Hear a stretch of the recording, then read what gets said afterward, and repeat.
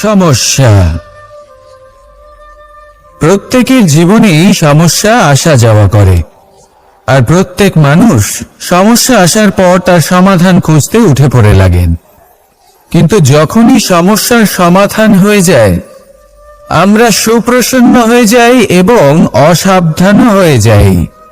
আমাদের মনে হয় যে আমরা সম্পূর্ণরূপে সমস্যার অন্ত করেছি, কিন্তু কোথাও না কোথাও একটা ছোট্ট বীজ রয়েই যায়, আর সেই বীজ আমাদের অসাবধানতার ছত্রছায়ায় বড় হতে থাকে, আর তারপর মহা সংকট হয়ে আবার আমাদের উপর আক্রমণ করে। এই সংকট যে কোনো রূপে আসতে পারে, কোনো শত্রুর রূপেও আসতে পারে, বা কোনো মহামারীর রূপেও আসতে পারে। সেই জন্য সবসময় সাবধান থাকাই উচিত, কারণ অসাবধান হলে কি হয়, আমাদের সুরক্ষা চক্রে একটা ছেদ উৎপন্ন হয়, আর আমাদের শেষ করতে পারে এমন এক বাণ সেই ছেদ বিন্দু হয়ে আমাদের হৃদয়ে প্রবেশ করতে পারে। তাই যে কোনো সমস্যার সমাধান করুন, জয়ী হন, উৎসবও পালন করুন, কিন্তু সাবধানে থাকবেন। আসুন আর আমার সাথে ভালোবেসে বলুন, রাধা রাধা। কর্ম, ধর্ম আর কর্তব্য, এই তিনটি একে অপরের সাথে জড়িত, আর অনেক সময় এই তিনটি পালন করতে করতে আমাদের সেই ব্যক্তির সামনে গিয়ে দাঁড়াতে হয়, তার বিরুদ্ধেই যেতে হয়, যাকে আমরা সব থেকে বেশি ভালোবাসি। কিন্তু সেইখানেই যুদ্ধ, কোনো ব্যক্তিগত যুদ্ধ থাকে না। এ হলো কর্ম, ধর্ম আর কর্তব্যের যুদ্ধ। এটা সরল নয়, অত্যন্ত কঠিন হয় তার সম্মুখীন হওয়া যাকে আমরা সব থেকে বেশি সম্মান করি। কিন্তু আমাদের তো আমাদের ধর্মের পথে চলতেই হবে, কারণ আমরা কর্মবদ্ধ, কর্তব্যবদ্ধ, আর এটাই করা উচিত। শুধু এটুকু মনে রাখবেন, যদি আপনার উদ্দেশ্য শুভ হয়, আপনার ভাবনা শুভ হয়, আপনি যদি কর্ম, ধর্ম আর কর্তব্যের পথে অগ্রসর হন, তাহলে এই প্রক্রিয়াতে যদি আপনাকে আপনার আরাধ্যের সামনে দাঁড়াতে হয়, তাহলেও আপনার কোনো ক্ষতি হবে না। তাহলে আসুন আর আমার সাথে ভালোবেসে বলুন, রাধা রাধা। মানুষের কোন বিষয়ে অহংকার থাকে? সময়, ক্ষমতা, শরীর আর সম্পত্তি। আর এই চারটি সর্বদা সঙ্গে থাকে না। কি বিচিত্র ব্যাপার, আপনি নিজেই দেখুন। সময় আজ ভালো হলেও কাল অবশ্যই খারাপ হতে পারে। ক্ষমতা আজ আপনার থাকলেও কাল তা নাও থাকতে পারে। এই শরীরটা তো নশ্বরই বটে। যত আপনি বার্ধক্যের দিকে অগ্রসর হবেন, দুর্বল হতে থাকবেন, সৌন্দর্য ক্ষীণ হতে থাকবে। আর সম্পত্তি আজ আপনার, কাল অন্য কারোর হয়ে যাবে। আর এই সমস্ত নশ্বর জিনিসে মন কেন্দ্রীভূত করতে করতে ব্যক্তি ভুলে যান সেই বিষয়গুলি যা সর্বদা আপনার সাথে থাকবে, আপনার ঢাল হবে, আপনার সম্বল হয়ে থাকবে। আর তা হল আপনার স্বভাব, বুদ্ধি, সৎসঙ্গ আর খাঁটি সম্পর্ক। নিজের স্বভাব শীতল রাখুন, কর্মে বুদ্ধির পরিচয় দিন, সর্বদা ভালো মানুষের সাথে সময় কাটান, আর খাঁটি সম্পর্ক সর্বদা পালন করুন। জীবনে সর্বদা সুখী হবেন। রাধা রাধা। আমরা কর্ম করি, আর সেই কর্ম অনুসারে আমাদের তার ফল প্রাপ্ত হয়। এখন এই কর্ম আরো শ্রেষ্ঠ হতে থাকে, আমরা আরো প্রেরিত হতে থাকি। তার জন্য আমরা বড় বড় জ্ঞানীদের থেকে প্রভাবশালী, প্রেরণাদায়ক ব্যক্তির সাথে দেখা করার চেষ্টা করি, দেখা করিও।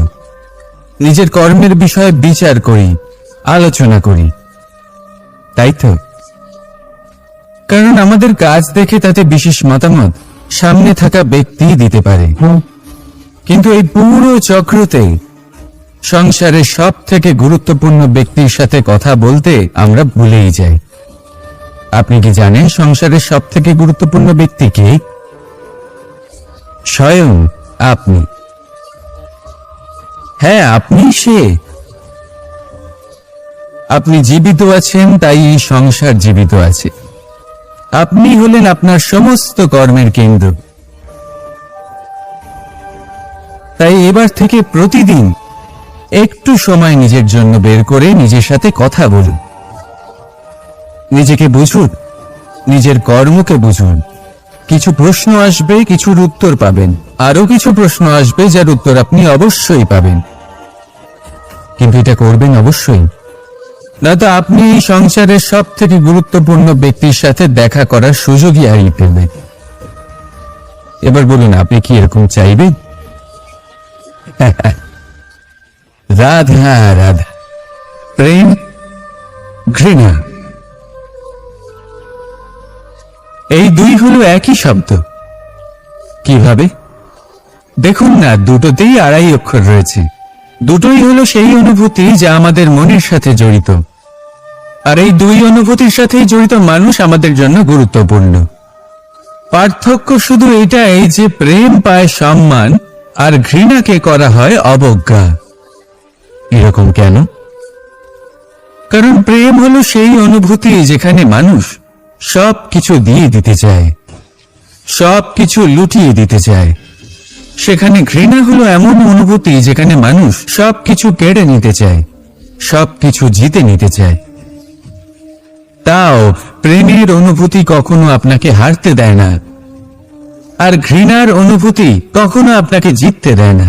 এবার কি করবেন আপনি? একটাই জীবন। ঘৃণার সাথে বাঁচবেন নাকি প্রেমের সাথে? আমি তো প্রেমকেই চয়ন করব। রাধা রাধা। পাওয়া এবং হারিয়ে ফেলা, এই দুই হলো জীবনের অভিন্ন অঙ্গ। আমরা যেমন কিছু পেয়ে থাকি, তেমন কিছু হারিয়েও থাকি। কিছু স্বপ্ন সার্থক হয়, আবার কিছু লক্ষ্য অপূর্ণই থেকে যায়। জীবনে এটা হয়েই থাকে, প্রত্যেকের জীবনেই এটা হয়ে থাকে। কিন্তু কারোর সাথে দেখা হলে আমরা কি ধরনের কথা বলি? আমরা সেই কথাই বলি যা আমরা হারিয়েছি।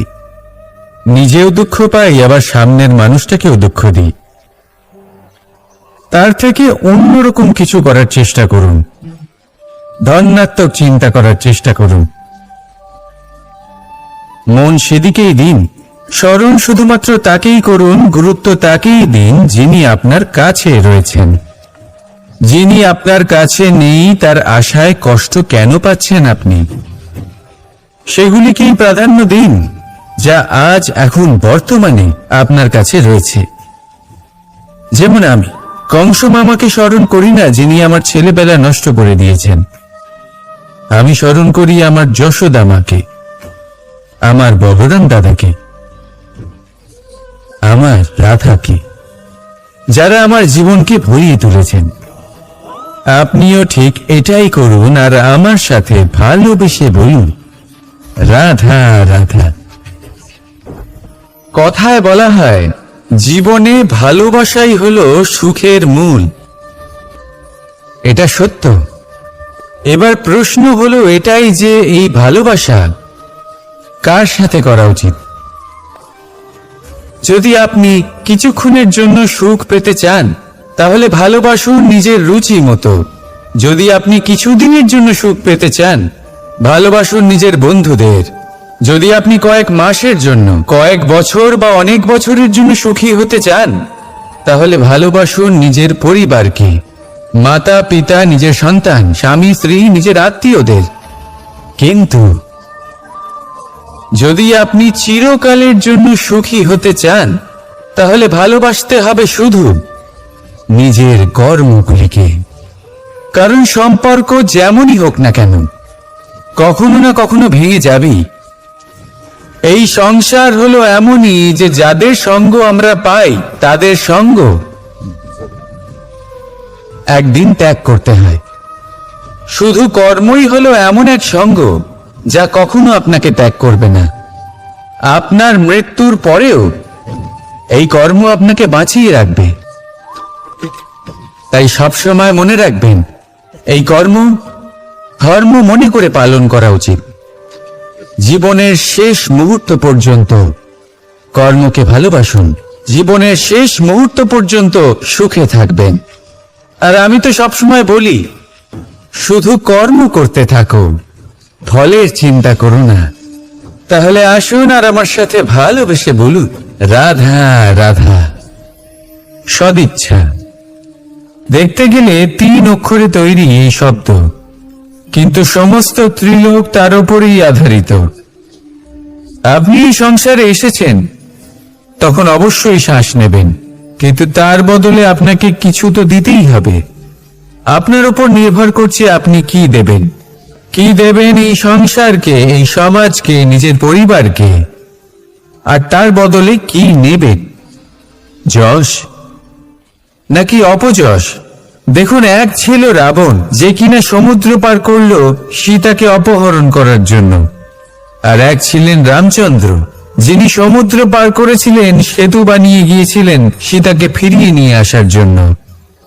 দুজনেই সমুদ্র পার করেছিলেন, শুধু পার্থক্য ছিল সদিচ্ছাকে বোঝার লক্ষ্যের। অনেক মানুষের যাত্রা একরকম হতেই পারে, কিন্তু আনন্দ তখনই লাভ করবেন যখন লক্ষ্য শুভ হবে, মহান হবে। এই লক্ষ্য দিয়ে এই সংসারের কল্যাণ হবে এবং মানুষের সম্মান হবে। যদি আপনার সংকল্প উচিত হয়, তাহলে আপনার লক্ষ্য উচিতই হবে, নয়তো শুধুমাত্র বিনাশ হবে। আর উচিত এটাই হবে যে বিনাশের হাত থেকে যেন নিজেকে বাঁচানো যায়, কি বলেন? তাই জীবনে যে লক্ষ্য স্থির করছেন, মনে রাখবেন তা যেন শুভ লক্ষ্য হয়। যদি এরকম হয়, তাহলে আপনার যাত্রা, আপনার জীবন দুটোই শুভময় হবে। আসুন আর আমার সাথে ভালোবেসে বলুন, রাধা রাধা।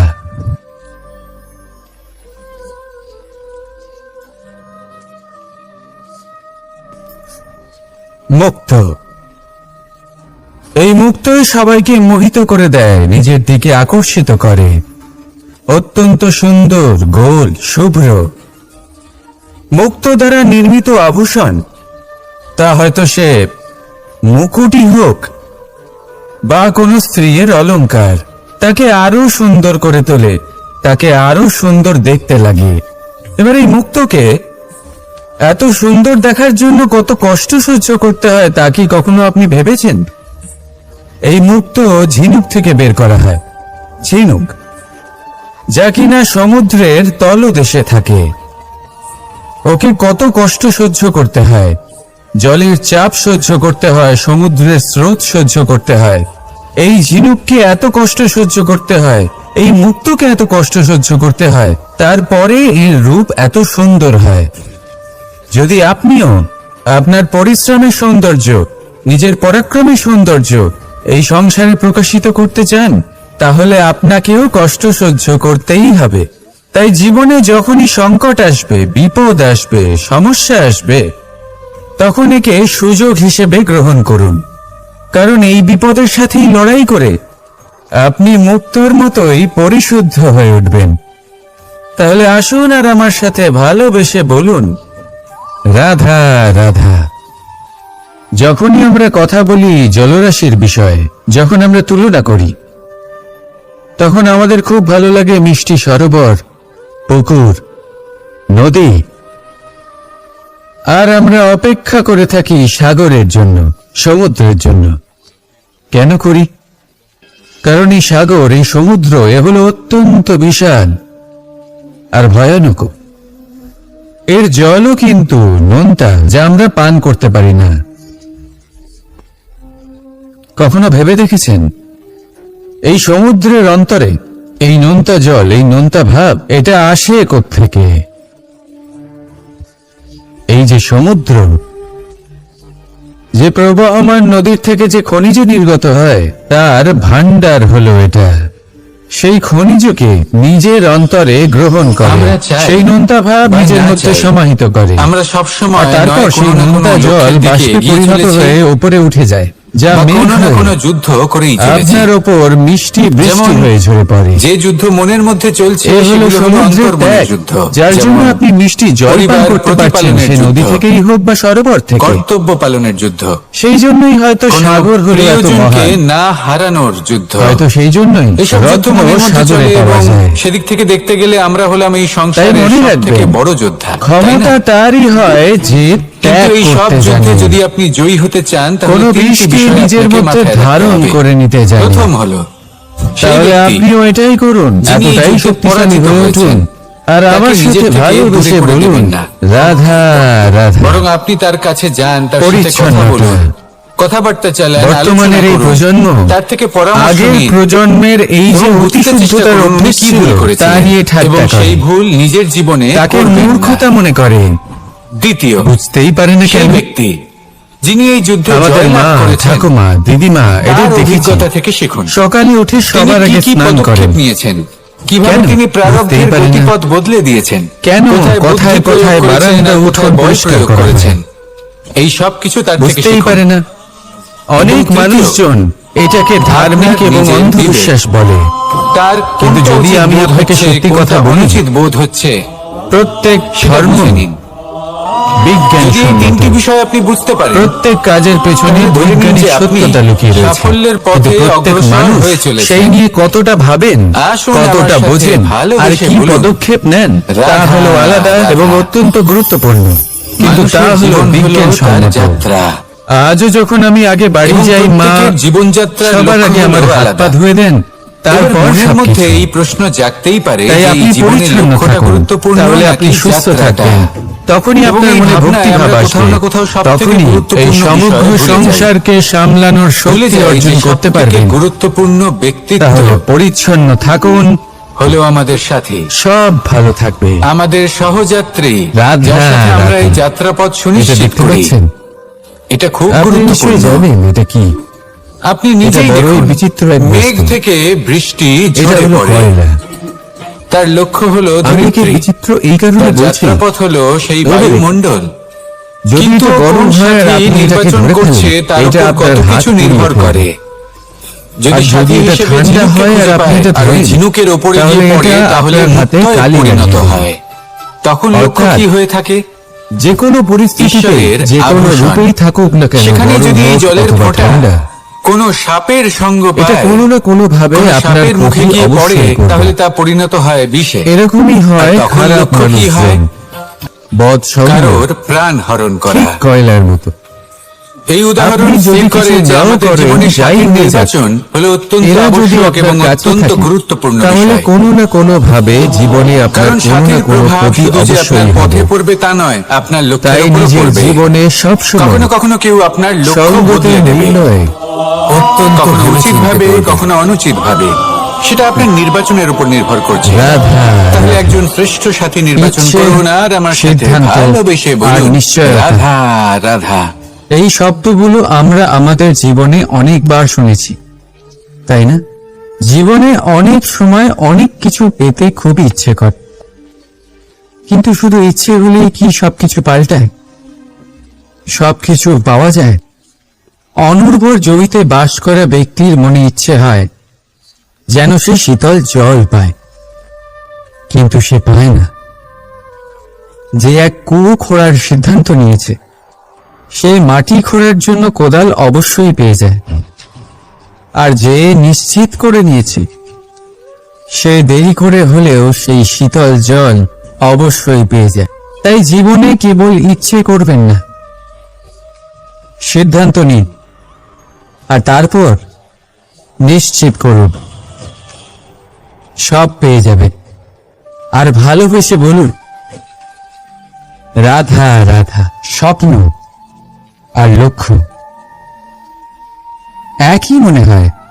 এই দুইয়েরই কথা মানুষ কল্পনা করেন, এই দুই মানুষ অর্জন করতে চান। আর এই দুই পূর্ণ হলে মানুষ নিজেকে অত্যন্ত ভাগ্যবান বলে মনে করেন, কিন্তু এই দুইয়ের মধ্যে পার্থক্য আছে। পার্থক্য এই যে স্বপ্নের জন্য বিনা পরিশ্রমের ঘুম দরকার হয়, আর লক্ষ্যের জন্য বিনা ঘুমের পরিশ্রম। যে ব্যক্তি ঘুমের মধ্যে স্বপ্ন দেখতে থাকেন, জেগে ওঠার পর তার হাত খালি থেকে যায়। আর যে ব্যক্তি পরিশ্রম করেন, শয়নকালেও তার হাত তার লক্ষ্যেই থাকে। তাই যদি স্বপ্নও দেখতে হয়, তাহলে লক্ষ্য জেনে পরিশ্রম করুন আর ভালোবেসে বলুন, রাধা রাধা। জীবনে কিছু করে দেখাতে হলে আকাশের সেই সীমা ছুঁতে হবে যে সীমা ছোঁয়ার কথা আপনি কখনো ভাবতেও পারেন না। তাহলে নিজের মধ্যে এই তিনটি গুণ সম্মিলিত করুন।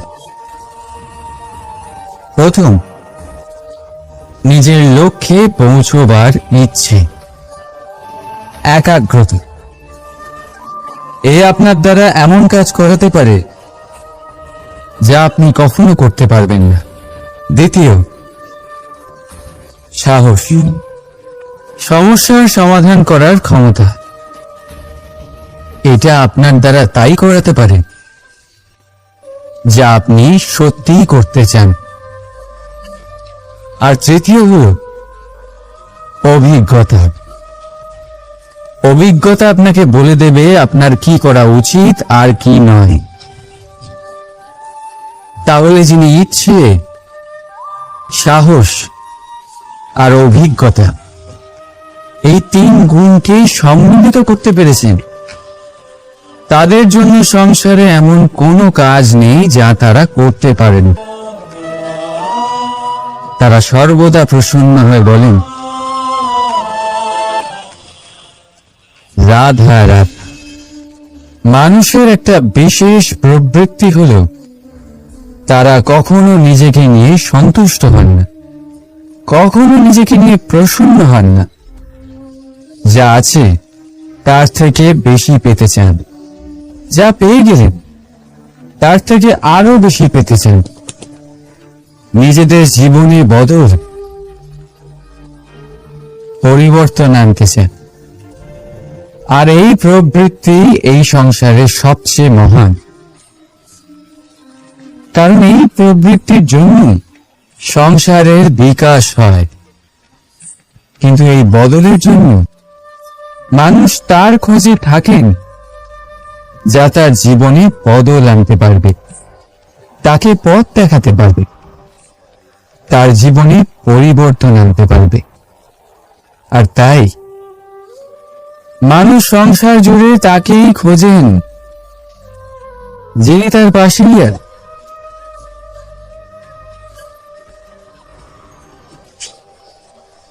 বলুন তো কে?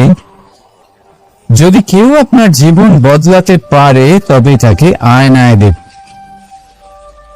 আপনি নিজেই সে যে নিজের জীবন বদলাতে পারে, নিজেই নিজের পথ প্রদর্শক হতে পারে, জীবনে বদল আনতে পারে, পরিবর্তন আনতে পারে। তাই চিনুন নিজের অন্তরের শক্তিকে, আর এটা বিশ্বাস করুন যে এই সংসারে আপনার থেকে বেশি শক্তিশালী আর কেউ নেই। জীবন বদলে যাবে আপনার। আর অন্ধবিশ্বাস নয়, আত্মবিশ্বাসের হাত ধরুন। আপনার সমস্যা আপনা থেকেই দূর হয়ে যাবে। তাই ভালোবেসে বলুন, রাধা রাধা। প্রদীপ জ্বালানোর কাজ বড়ই আনন্দদায়ক।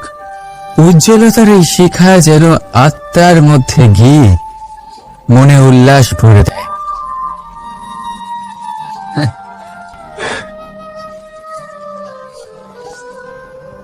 এই আমি কি করলাম? আমি একে নিভিয়ে দিলাম, অথচ এই দিয়েই আমি অন্য প্রদীপগুলি জ্বালিয়েছিলাম। কারণ যতক্ষণ এই শিখা অন্য প্রদীপগুলিকে জ্বালাচ্ছিল, ততক্ষণ এই নিজেও জ্বলছিল। কিন্তু যেই ও এই কাজ করা ছেড়ে দিল, তখন একেও নিভতে হল। বুঝলেন? সেরকমই জীবন হলো উজ্জ্বলতা দেওয়ার আরেক নাম। যদি জীবনে শুভ কাজ করেন, অপরের উপকার করে, অন্যদের সহায়তা করে, তাহলেই জীবিত থাকবে। আর যেদিনই কাজ করা আপনি বন্ধ করে দেবেন,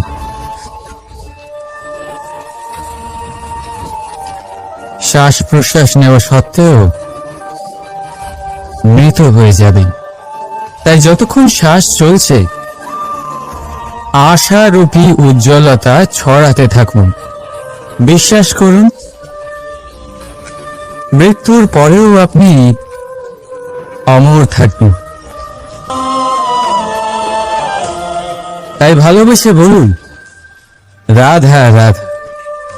যবে থেকে জীব প্রাণের অস্তিত্ব পেয়েছে, তবে থেকেই আরো একটি শব্দ জন্ম লাভ করেছে, সংঘর্ষ। জন্মলগ্ন থেকেই মানুষকে বাঁচার জন্য সংঘর্ষ করে যেতে হয়। কখনো নিজের লক্ষ্যে পৌঁছবার জন্য সংঘর্ষ করতে হয়, আর কখনো যা পেয়েছেন তাকে রক্ষার জন্য সংঘর্ষ করতে হয়। কিন্তু প্রত্যেকে একই অভিযোগ করে যে সংঘর্ষ করার সময় ভীষণ কষ্ট হয়। আপনি যোদ্ধা হলে প্রহার আপনাকে সহ্য করতেই হবে। সাঁতার শিখতে হলে জলে আপনাকে প্রবেশ করতেই হবে। পায়ের তলায় তাদেরই কড়া পড়ে যারা রোজ হাঁটেন, আর যারা হাঁটেন তারা নিজেদের লক্ষ্যে অবশ্যই পৌঁছন। তাই মনে রাখবেন, জীবন ততক্ষণই আছে যতক্ষণ কর্ম করবেন। তাই সংঘর্ষ করতে থাকুন, কষ্ট ভুলে যান, আর আমার সাথে ভালোবেসে বলুন, রাধা রাধা। মানুষ সর্বদা ফলাফলের কথা ভাবেন, যে আমি যা করতে চলেছি তার ফল কি হবে, তার পরিণাম কি হবে। কিন্তু এর চিন্তা কেন? কারণ কর্ম যদি শুভ হয়, তাহলে তার পরিণাম খারাপ হতেই পারে না। শুভ চিন্তা নিয়ে যারা কর্ম করেন, তাদের ফলের চিন্তা কিসের? যারা ফুল বিক্রি করেন, তাদের মাঝে সাঝে কাঁটা নিশ্চয়ই ফোটে, কিন্তু সুগন্ধ তাদের হাতে থেকেই যায়। এর সন্ধানে কয়লার খনিতে নামা ব্যক্তি কালিমা লিপ্ত হয়ে গেলেও তার হাতে হিরে অবশ্যই থাকে। তাই শুভ চিন্তা নিয়েই কর্ম করে যান, পরিণাম শুভই হবে। আর ভালোবেসে বলুন, রাধা রাধা। মন, মানুষ, মান, এই তিনেরই প্রারম্ভ ম দিয়ে হয়, তাই না? কিন্তু আজ আমরা কথা বলবো মানের বিষয়। মানই সেই ভাব যা আমাদের মনকে সন্তুষ্ট করে। এই কলসিতে ভরা জলের মতন, যে জল এই পাত্রতে থাকার দরুন এর অস্তিত্ব বজায় থাকে। এবার মান থেকে আসে আত্মসম্মান আর অভিমান, আর এই দুইয়ের মধ্যে তফাৎ অনেক। যে জল এই পাত্রের মধ্যে সংরক্ষিত, তা হলো আত্মসম্মান, যা আমাদের মনের সম্বল, অবলম্বন, যা এই পাত্রের মধ্যে শীতল থাকে, আর যিনি পান করেন তাকেও শীতল রাখে। আর যে জল এই পাত্রের বাইরে উঠলে পড়ে, তা হলো অভিমান, যা বাইরের উত্তাপে বাষ্প হয়ে উবে যায়। সর্বদা মনে রাখবে, আত্মসম্মান আপনাকে দৃঢ় করে, আপনাকে শক্তি প্রদান করে, আর অভিমান আপনাকে দুর্বল করে দেয়, তাহলে কি হতে চান আপনি? আত্মসম্মানী নাকি অভিমানী? সিদ্ধান্ত আপনার। রাধা রাধা।